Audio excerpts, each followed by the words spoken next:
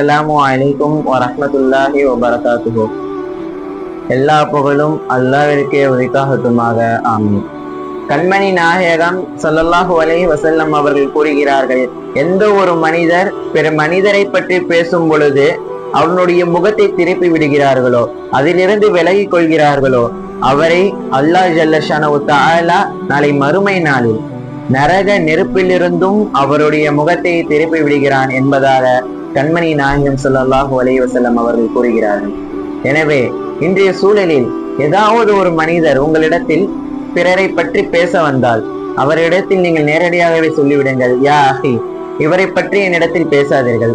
இவரை பற்றி உங்களுக்கு தவறான எண்ணமோ புரிதலும் உங்களுக்கு இருந்திருந்தால் அவரிடத்திலே நீங்கள் நேரடியாக சென்று, ஏன் நீங்கள் இவ்வாறாக செய்கிறீர்கள், இவற்றை செய்யாதீர்கள் என்று நேரடியாகவே சொல்லிவிடுங்கள்.